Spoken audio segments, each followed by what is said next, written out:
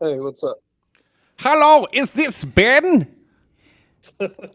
Hello, Ben. Yeah, this is Michael and Steve calling from Hamburg. Welcome to the Wild Edible World podcast. Yeah. Dude, we got the right number, right? Yeah, is this the right guy? Otherwise, this is gonna get weirder. Hi, Ben. This is Michael. And Steve. How are you guys? Good, man. How are you doing today? Good. That was totally impromptu. I did not know you were gonna do that, and just kind of went with it. Man. There's a pretty good accent, actually. Oh, thank you. Danke. I mean, danke. Yeah.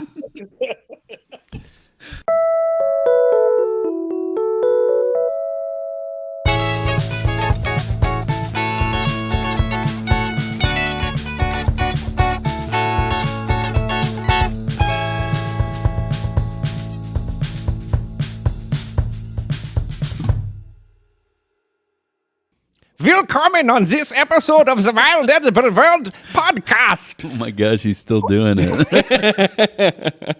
I'm your host, Michael. And I'm Steve. I think. I couldn't think of anything else to do, so I just did it again. I don't know. I'm Steven. Yeah, there we go. Anyway, we're really excited to have our guest on today. His name is Ben Grant. He's down in St. Louis. St. Lou. He's at Fourplex, the number 4, PLEX Dining on Instagram, selling like the coolest kombuchas you'll ever freaking see. As well as like a bunch of pastries. Had a lot of work in the pastry region of France. The pastry. All right, region I'm of on one France. tonight, folks. Yeah. I'm sorry. All right, but thanks so much for joining us, Ben. We're really excited to talk to you. Yeah, thanks for having me. It's good to finally get to talk to you. Truly, yeah, it's been a minute. For a while, and like talked about meeting up and all that stuff. So it's good to kind of connect and chat. 100%. And I am not giving up on us meeting up sometime and maybe doing like the live threesome, cooking. We'll go forage and stuff. Just got to get Steve out of the house, man. Yeah, you gotta get me out of the house. Oh. Well, you're about to have a task. kid too, right? We're going to need to get you out of the house. Exactly. Yeah. I'm running out of excuses. Yeah, soon it'll be me. Too true. So I guess we'll start with the easy question. Like, what's the most recent thing that you foraged? Probably morels. I've been pretty busy with other stuff, so I haven't been able to get out as much as I'd like. But morels probably. Today I kind of have a spot I like to go where there's just like a random little patch of wisteria, and Nice. I just chomped on a couple of those today while I was out. It was pretty rainy this morning and just kind of muddy, so it's more so just to like get outside. The blackberries are starting to flower, mulberries are starting to turn a little bit. Probably another couple of weeks or so, but I'll be hitting mulberries hard for sure. Pretty much every year. That's one of my favorites, man. Yeah. What do you like doing with mulberries? I'm pretty simple when it comes to it. Like, I love a good mulberry muffin with just like an oat streusel on it. Like, that's so good to me. Last year, just kind of like messing around in the kitchen, I made like a spelt tart shell with just like some fresh mulberries and some mulberries that I fermented in honey, just kind of like mixed those together for like different textures. And it had like a creme fraiche white chocolate ganache in there, and just dusted it with some fig leaf powder. Damn. It was so good. Oh, man. I want that right now. That's way too good. So yeah, I guess I mentioned like kombuchas earlier. Have you made like a mulberry kombucha? Oh yeah.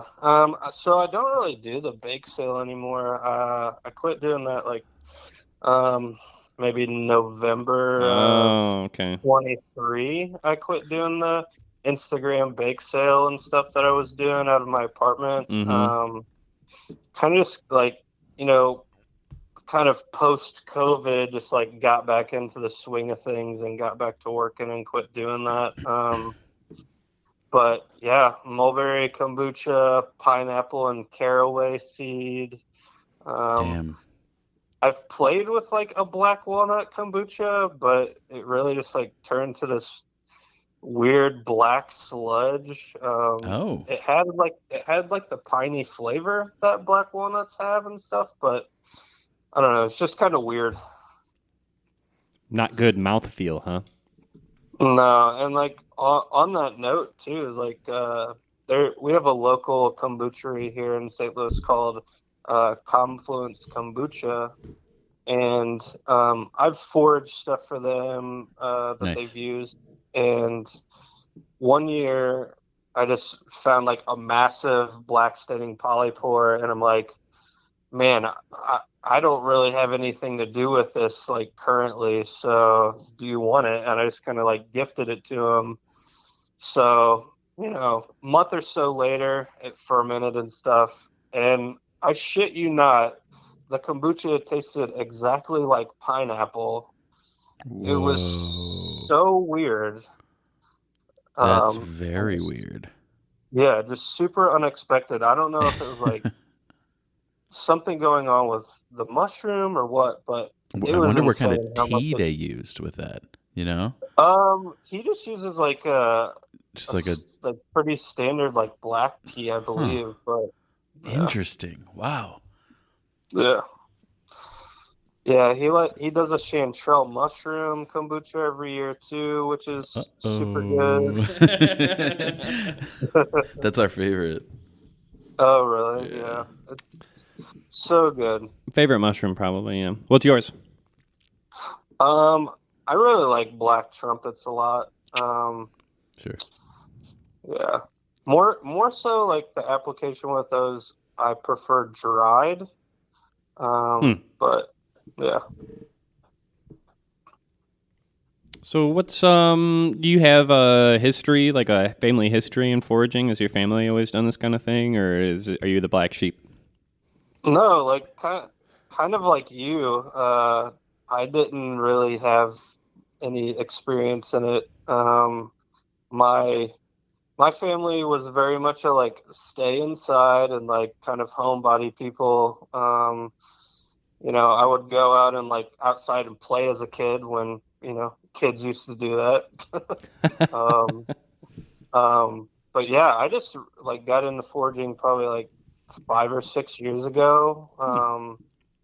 Kind of like what I tell people a lot is, I in high school and growing up, I liked to skateboard a lot with my friends and was like a lot of times like the film rat. I was always like filming my friends, and like we had a skate team that was called Team Fiction and was kind of like our little town of Alton famous, a little. And That's awesome. that was like right when YouTube started. So I was like editing videos and posting videos on there. But to kind of get back to like how I got into it is like once I quit skateboarding, I kind of like was always seeking out this like way of like perceiving the world in like a different light. And like when you skateboard, you kind of look at, sets of stairs and handrails and like ledges in like a different viewpoint than the average everyday person. Yeah. And how I like kind of viewed foraging is like the same way, like viewing the world around you in like a different light. And I don't know, that's just how I like connected those dots, really. I think that's brilliant. I think that's that's a fantastic comparison. Actually, I think, of course, Yeah. you look at the world completely differently as a skateboarder. Yeah. Yeah, and that holds completely true to foraging. I know I don't see any tree the same way. I completely perceive my surroundings differently. Yeah. Yeah, 100%. And it's like once you kind of break through that wall of like seeing everything, like, okay, like I can eat this and use this for this and like get this flavor profile from this. It's like you can't really go back once you've like opened Pandora's box, you know? Truly, yeah. Yeah. How did that change like your whole like chef game?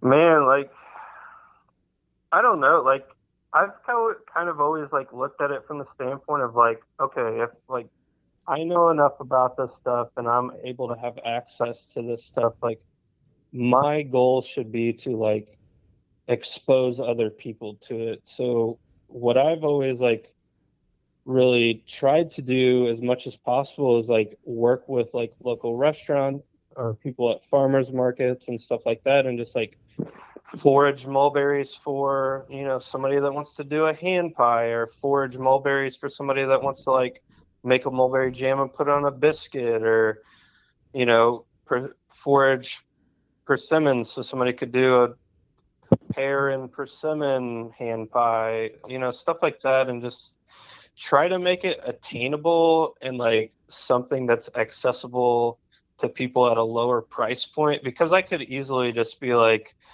let me forage all this stuff and I'm gonna, you know, do dinners for $200 a pop, and then it limits the accessibility of these already like kind of like non-mainstream foods. So I don't know. My goal has just always been to like expose as many people as possible to this stuff through avenues like that, and through food, and through being a chef, you know. Sure. Yeah, I think that's a common denominator that a lot of us in the foraging or plant love spectrum really agree on, and think that, I mean, and then, you know, there's a variety, there's a whole world of people. Therefore, we need a whole world of different strategies to get to these people's hearts and attention, you know. And for me, and I think probably a solid majority, maybe a very big chunk of the pie chart of people's is are food motivated. And that, like, Right. you know, using that language of food and flavor and the stories that the ingredients tell is, you know, a real surefire way to transfer that information to other people. Yeah, I think Yeah, that's really well put. I agree. Yeah.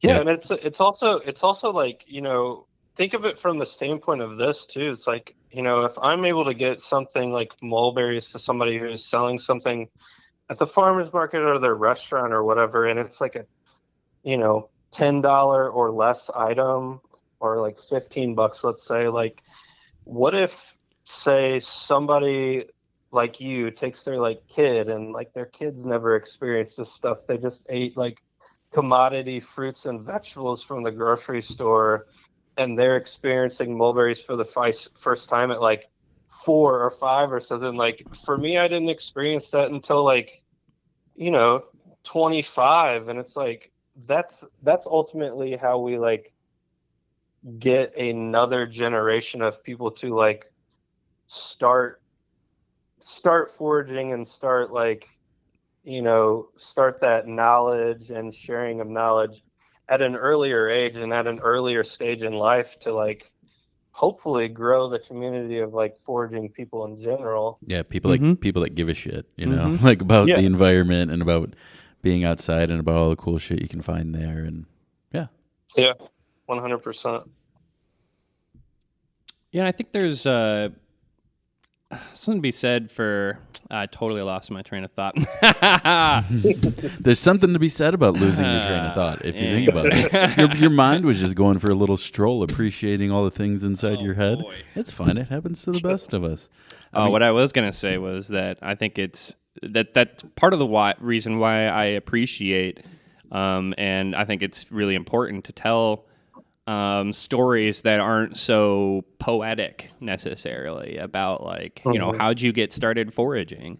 A lot of people, it isn't for, everybody wants to have that like, oh, we've always done it my whole life. Oh, My family, my Yeah. father taught me and his father taught him.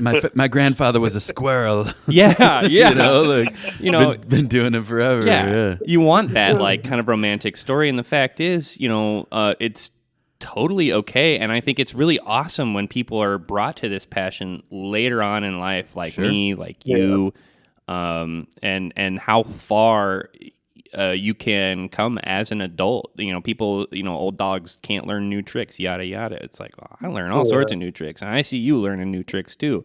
Right. I love to see it, and I think that in and of itself is its own kind of inspiration for a certain kind of people too. Yeah, 100%. I definitely agree with that. I just I always like kind of look back and I'm just like, all this stuff used to be like common knowledge, and it's just kind of wild that, over time it's just become less and less common and less known about. And I mean, like, obviously that started with Indians and Native Americans and all that stuff. So it's been a long time in the making, but it's weird to think of a world where like if it was common knowledge again, what would things be like? Yeah, a lot better. Yeah. So you reference mulberries a lot. I know that's a pretty important fruit and plant to you. Is that the first thing you think you remember experiencing as a foraged plant, or is there something else? So I mean, if you want to count it, I feel like the first thing I ever foraged was sumac, but it was like off the side of a road. So I don't know if I would count that as like my first foraging experience, but actually, weirdly enough, so Chef Rob Connolly had just moved to St. Louis from New Mexico, and I knew he was like super into foraging, and that was like around the time I was kind of like getting interested, and I just kept like hitting him up on Instagram and bugging him, and if he would like take me out to forage with him and like kind of teach me some stuff. And we went to a spot, and kind of like the very first thing he like pointed out to me was chickweed. Cool. And I just like reached down, picked it up and ate it, and that was like my first experience really of foraging for real, I would say. So yeah. Nice. Chickweed's a good one. Yeah, some of that pops up in my front yard. Yeah. All right. Thanks. Brag. Yeah. Thanks, birds. Yeah. Well, it's so funny how like, I mean, not specifically chickweed, but like the super humble things that are out there that are just so good. Like I talk to my buddy about this like quite often about like how good wood sorrel is, and just Oh, yeah. it's so Yeah. good. Like it's just I don't know. I just want to eat it all the time. Every time I see it. Yeah, it's like a feral crave that I have. Yeah. Is there anything you're looking forward to, especially this year, that you learned about and haven't tried yet, or just something you're like, I can't wait to see my old friend again? Better not be mulberries. Yeah, no more mulberries. You're cut off. I mean, every year I'm always looking forward to like mulberries, chanterelles, pawpaws, persimmons. I mean, those are like my four like things that I really tend to like hit hard and like am able to find like a decent amount of too. Yeah, I saw like a shitload of persimmons on your Instagram. I was like, this guy has a couple trees that he knows about. Yeah, like I usually process like 200 pounds a year. Oh, shit. What? Yeah, That's unreal. What do you do? What's your favorite thing to do with a persimmon?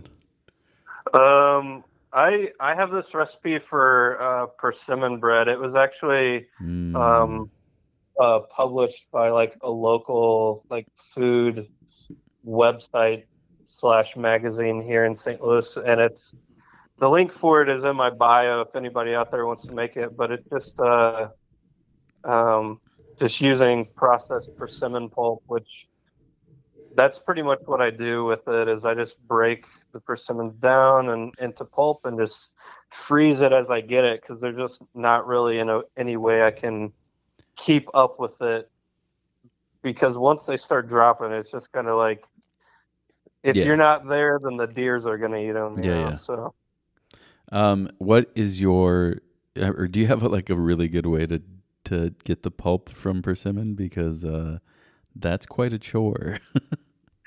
I mean, you're gonna probably laugh, but like the way I've been doing it from the beginning is I'll just literally take like a sieve, like a handheld sieve with just like a handle on it that you would use to strain like macaroni and cheese, basically, and take like a pint glass, like the bottom of a pint glass, and I'll take all the tops off and like have a bucket of tops, and I'll just fill the sieve with maybe like 10 or 15 and just mash them through the sieve.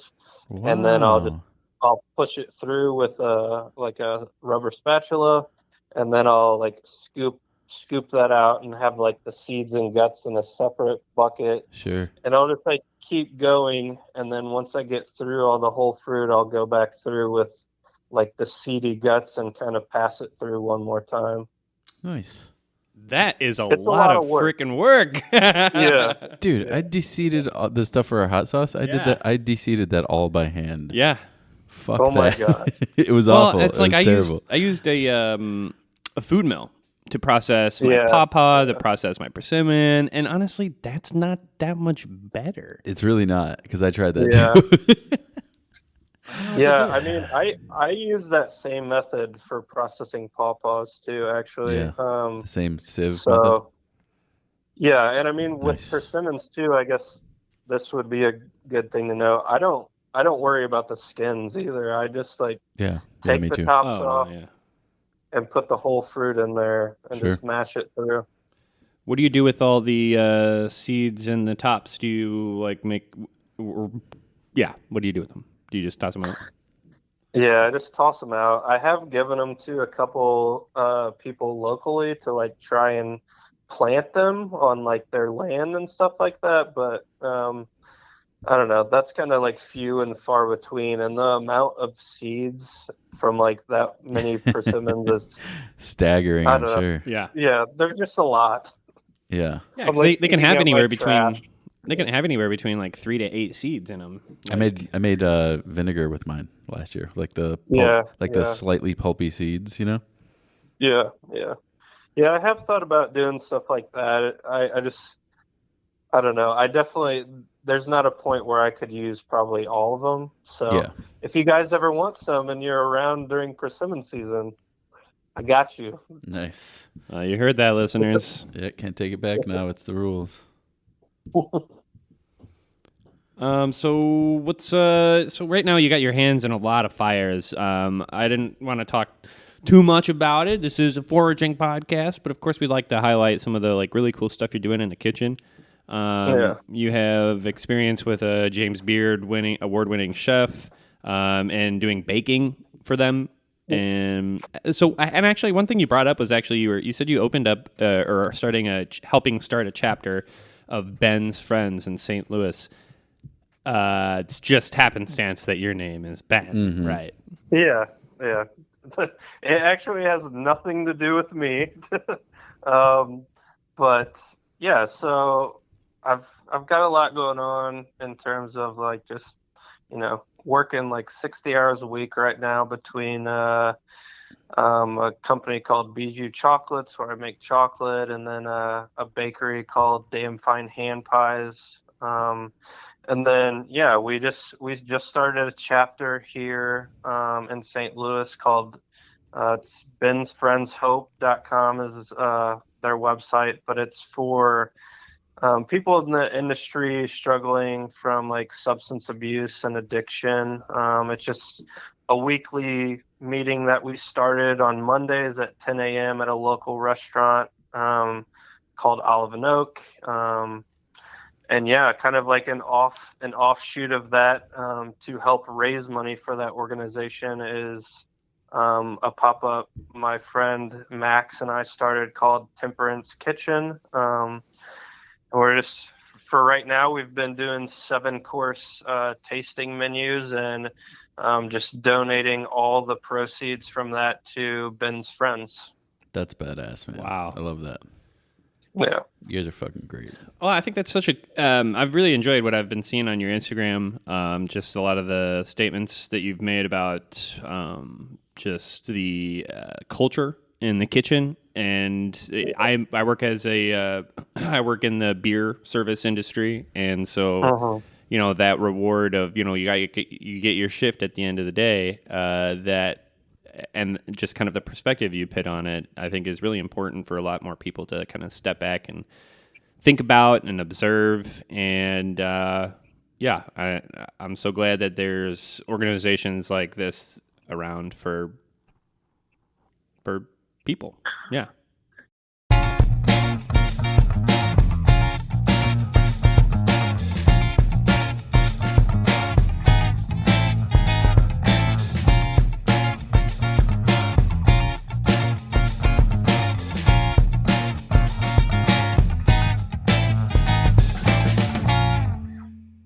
Sigh. Well, what's wrong, buddy? Well, I just realized this mushroom supplement I bought isn't actually made with mushrooms. It's made with something called myceliated grain. Myceliated grain? Oh, no! I'm sorry to tell you, buddy, but myceliated grain is a sure sign of a poor quality mushroom supplement. Well, dang. I wanted mushrooms, not brown rice. What should I do? Well, you should support a small batch producer from right here in the Midwest, Keweenaw Apothecary. Keweenaw Apothecary? Tell me more. Keweenaw Apothecary specializes in high-quality mushroom extracts from Michigan, and they always use real mushrooms, never myceliated grain. That sounds like exactly what I've been looking for. Where can I order? Well, you can find them at keweenawapothecary.etsy.com. That's KEWEENAW apothecary.etsy.com. Be sure to read their many excellent reviews. Thanks, buddy. I don't want no low-quality mushroom products from a factory. I want Keweenaw Apothecary. Wowie wow! Wowie wow! We've got a new hot sauce for you.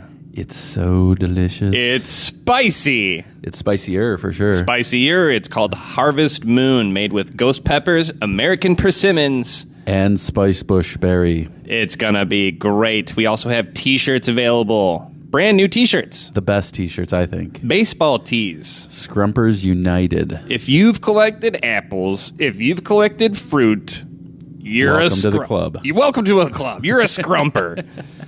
So check out our merch store, wildedibleworldpod.myshopify.com. Wowie wow!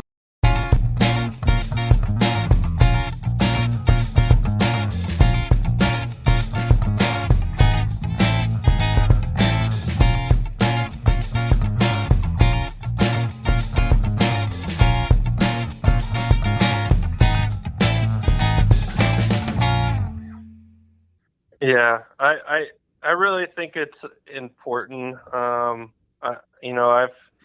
had my own personal struggles. Like all I've ever done in my life for work has been working in a kitchen. I've been doing it since I was 15, and from the get-go, drugs and alcohol and substance abuse were involved with that from the beginning. I mean, I was 15 working at a bar and grill in Godfrey, Illinois, and they were smoking cigarettes in the prep kitchen, and people were high on the clock, and I don't know, it's just crazy that it's kind of the culture of the industry, and it's not any kind of way to live, and it's also not a way to handle your issues, and sure. Yeah, I have a lot of food service experience, and it's definitely it was a lot of it revolved around. I mean, the hours alone. What the hell else is there to do at 1 or 2 a.m. when you get out of work? And it's I think that you make a good point, and I think that it is great that you're shining a light somewhere that has been notoriously dark, you know? Yeah. And I think that if people were to just think about that, think about the steps that they're taking now, and think about what it would take to maybe curb some of that energy and some of that focus, either back into their restaurant, back into their career, or even just like something else you could do that could be more constructive than closing down that 3 a.m. bar. You know? Yeah. And I think on the other side of that coin, you say something more constructive. It's well, it was going to sound like kind of a broken record. That is like, well, there's so many destructive things in the service industry, in the way that it's built, in the way that it's run, in the way that the employees and the workers have to self-medicate in some ways or some, and just like what we were just talking about with the culture around it too. I mean, there's just, not to mention, I mean, the whole point of this show too is to talk about these alternative, these vegetables, these amazing nutritious foods that don't have a scene in the culinary vision really right now at all. And that whole food system that it is focused on is also destructive. You know, it's like the whole thing needs to be re-examined. Yeah, and what's funny too, if you think about it, is like if all these people would quit drinking and doing drugs and start foraging, maybe we could turn it around. Right? No, absolutely. Let's. I mean, for real though. I mean, that many people made more healthful decisions like that, and literally went out and touched grass. Like, kids say that, but it's a real thing.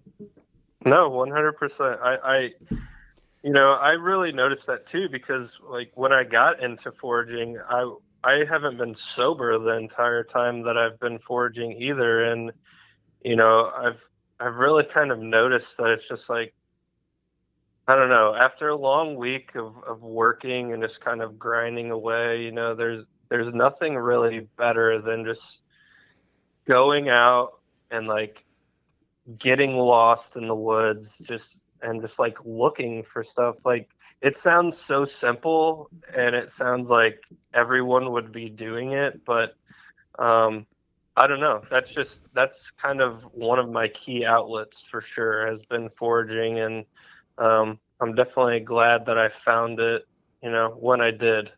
Yeah, seriously. And I hope I hope it I don't know, I hope it's a good message for a lot of other people out there that aren't really sure, and I think I'm going to take a step back, actually. I think what you said about like just the sheer fact of going outside into nature is a really healing act. And it's not just, I don't know, it's not just going outside either. Because so many people are like, well, I got to go outside. I know I got to do this walk and blah, blah, blah, blah, blah, blah. You got the monkey brain on full 6-cylinder engine. It's the full throttle. And you're just like trying to get through the walk so you can get back home or whatever. And I think a really key component of being outside is something that you said, which is like really just kind of notice the stuff that you're around and take it slow. Really breathe, really look around you. It doesn't have to be a big like meditative hippie experience or a coming of an age or whatever. It really is just slow down a little. Just take it easy. Yeah. And you're going to see a lot more stuff when you do that too, because definitely. I mean, I walk in, I go all to the same places that everybody else does, and people are like, "How do you find all this stuff?" It's like, well, I move slower and I go further than everybody else, and I'm out there longer than everybody else. So, and you're taking your time rather than just like buzzing through, Exactly. Yeah, I'm not trying to cover as much ground as possible. I'm trying to cover that ground as efficiently as like effectively as possible. If that makes sense. Yeah, I totally agree, and I it's kind of funny too, because I've noticed, especially with like mushroom hunting specifically, and like even more specific than that, morels, that since I have been sober and like been out looking, I've noticed like I have the ability to have more patience and like actually take the time to like look, because like, very guiltily, I used to be one of those people. I just like, would stay on the trail. I would be out there, I'd smoke some weed before I go out and just be high out there, just buzzing through the trails, like just walking by everything, expecting morels to just like pop out in front of me and just be like, "Hi, I'm right here." But like it doesn't work that way. You really have to like slow down and be present, and and I think that's important. I think in a lot of ways, like, I don't know, foraging will humble you like that, and bring you kind of back down to earth, and in a world that's so like fast paced and nonstop, like you really need that in your life. You need some type of outlet where you can just like slow down. Yeah.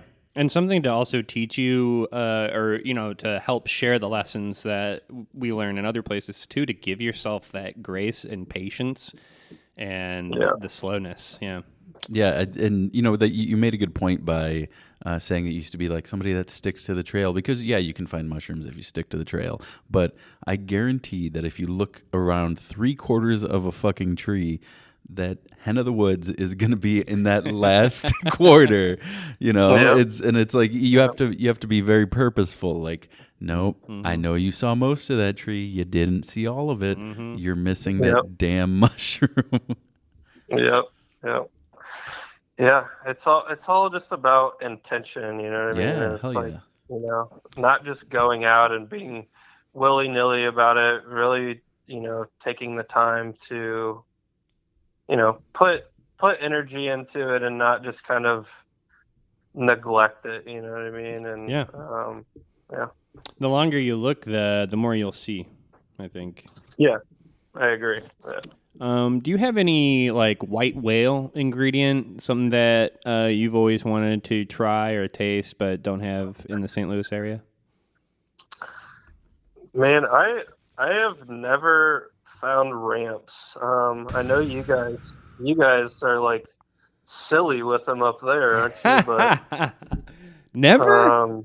Never? No, never found them. I mean, we have access to them like through distributors and stuff up here or down here, but that's about it. And I mean, another one like mushroom wise, I've never found lion's mane. I actually found my first lobster mushroom last fall, which was cool. Nice. Oh yeah, dude.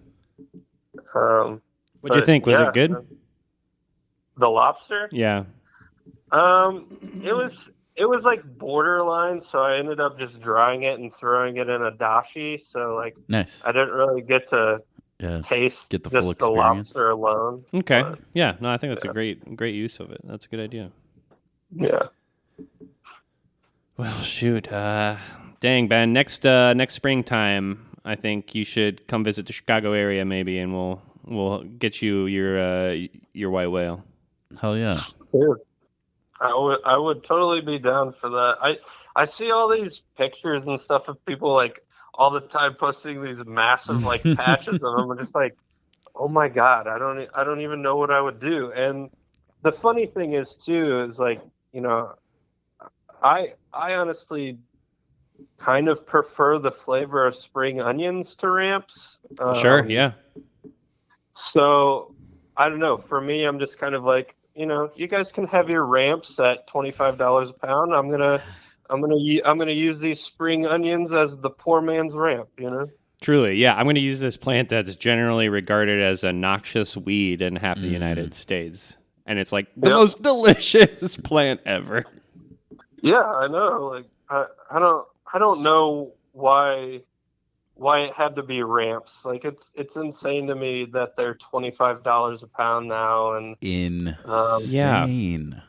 They're not that so crazy. They're not even that good. I mean, they're good. They're great. They're interesting and complex, but like not even. I don't know. Yeah, part of me thinks it's like maybe the shape.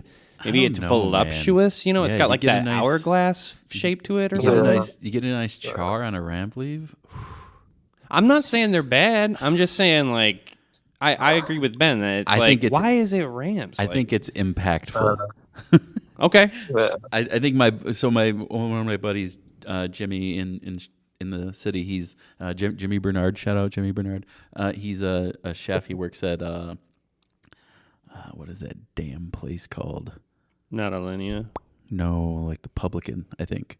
Oh man, so good. Yeah, and he he does like little pop-ups and stuff like that, and he did this fucking ramen, and I got a bunch of ramps for him, and that's what he did. He like grilled over like crazy high heat, so you got grill marks on the ramp, and he put like one single leaf, like it was beautifully plated, and it just that grilled ramp flavor just permeated into the bowl of ramen, and it was wonderful. I want that so bad. I know. It's really good. Awesome. Yeah, I mean, I get that. It's kind of like, a lot of ramen places you go, they'll put like a little sheet of nori in there, and I kind of get that he was kind of maybe riffing on that. With yeah, oh, I'm sure. Yeah. Okay. Maybe last but not least, unless Steve has anything else, or if you wanted to mention anything else that we haven't talked about yet, do you have any like chef inspirations or people who inspire you in the foraging realm or in the kitchen that you'd like to mention? I don't know. I mean, I definitely look up to some people here locally in St. Louis.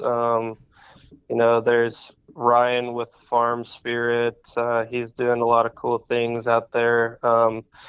They're out of DeSoto, and they're in a farm called Such and Such Farm, and they're raising. That's pretty fucking cool. That's a pretty good name. They're raising pigs out there, goats, and just kind of like growing their own produce, and they do dinners like once a week, probably like 6 months out of the year, and they're using all produce and like meat from like poultry and pigs and goat's milk and all that kind of stuff from the farm, and they're having the dinners in a barn on the farm, and it's just like, I don't know, it's super cool to think about. And I've kind of always had this desire to go back to my hometown and open my own thing one of these days. And I hope to the extent like of what they're doing, I'm able to make an impact like that, because they're an hour out of the city, and they've got 100 people from St. Louis and all over driving down there once a week to come eat food out of a barn. Like That's awesome. Yeah. So if you said you wanted to, you would like to do something like that for yourself, what would that kind of dining experience look like ideally?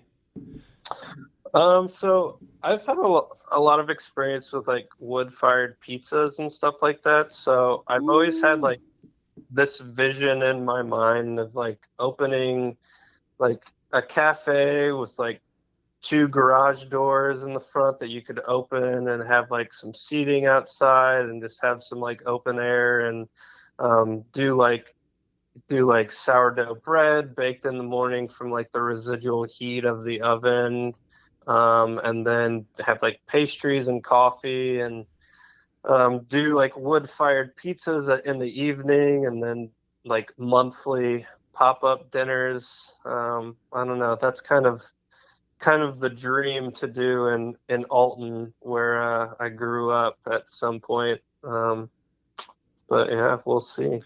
That sounds awesome, dude. That's really inspiring. And I hope that dream comes true for you. And I also hope it comes true for me, because I want to go eat there.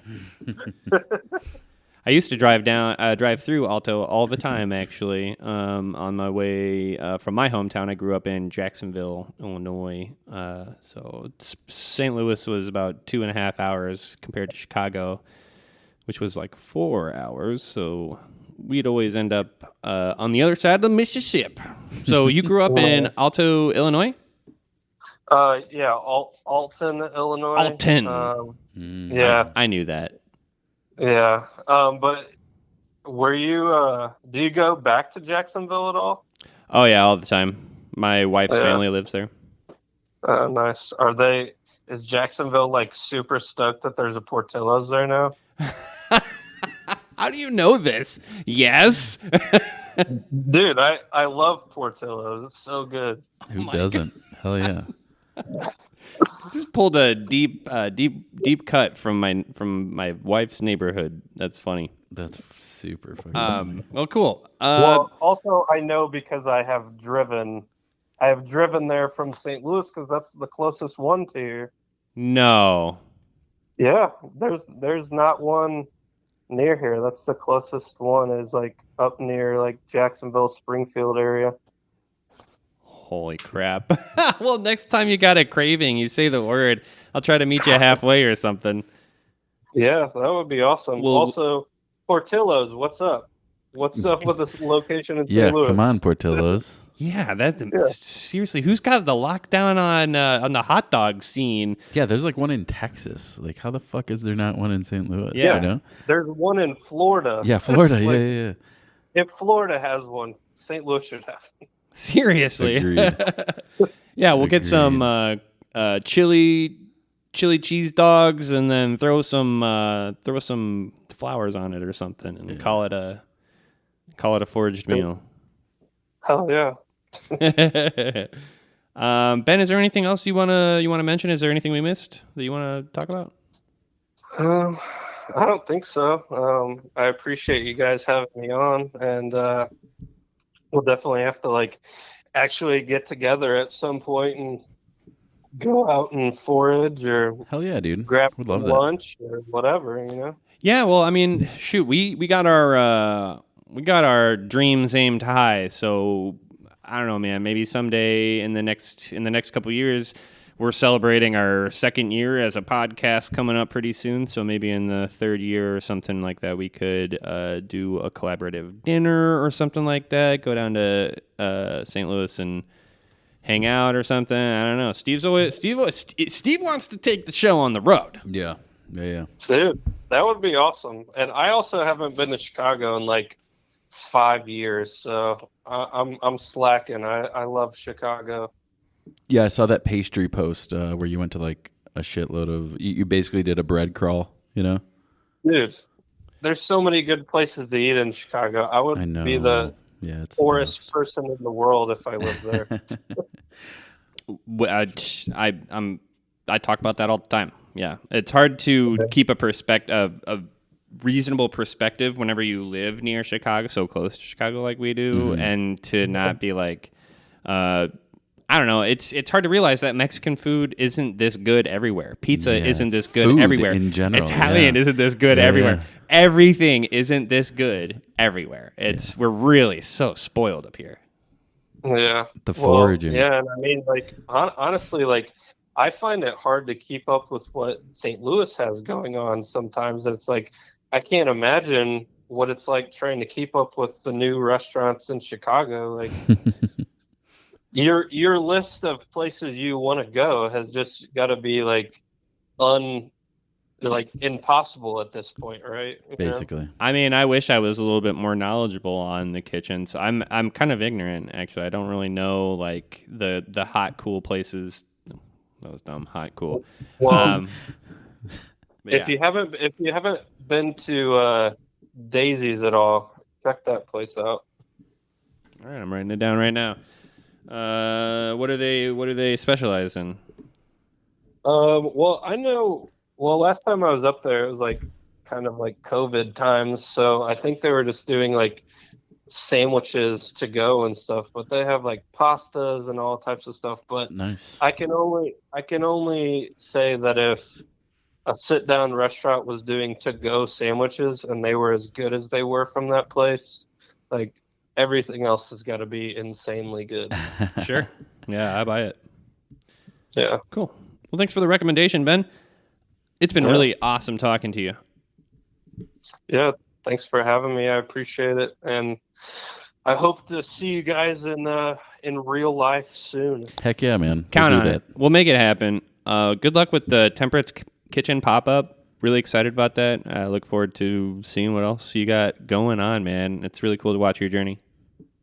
Thank you. I appreciate that a lot. And super excited to see what you guys do, where the podcast goes. If it goes on the road, that would be awesome. We'll keep you on the map, in the docket for places to stop by if we get the van life going. Yeah, Antiques Roadshow. There we go. The Antiques Foraging Show. We're the Antiques. I love it. Anyway, Ben, you take it easy. Be well. Auf Wiedersehen. Yeah, see you. See you guys.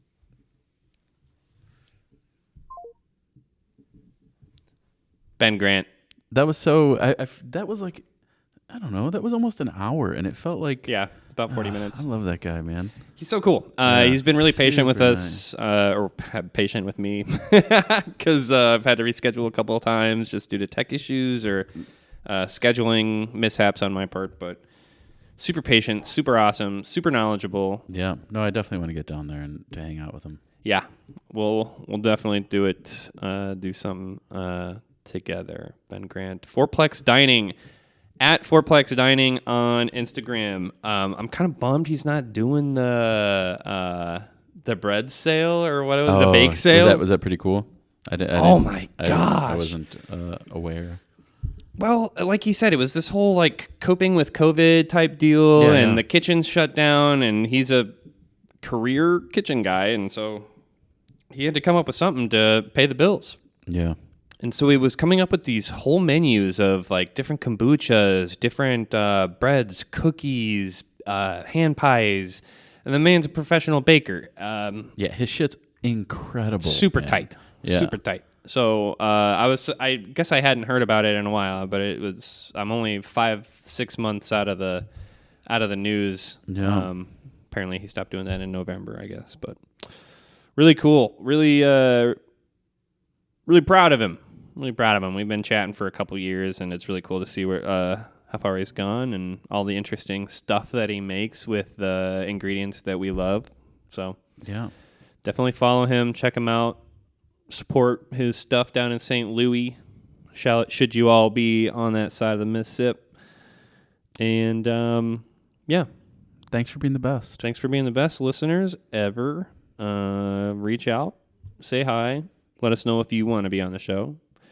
Let us know if you want to talk to us. Otherwise, you can write us a review and give us 5 stars, and that costs you absolutely nothing and helps the show get better and better and better and do cooler and cooler stuff and maybe be shown to other cool people. Anyway, I'll see you later, guys. Thank you so much for listening to the show. This has been Sausage Talk. Sausage Talk. Damn it, I forgot about that. What? Sausage Talk. What about it? That's like a thing. Is it? Yeah, I'm pretty sure that's fuck. You mean Sausage Party? No. I don't know. Maybe I'm making that up. Anyway, we gotta go. The Sausage Factory? Sausage chat from the Sausage Factory? Anyway. Okay, thanks for listening to my German accent, you guys. Goodbye. Bye.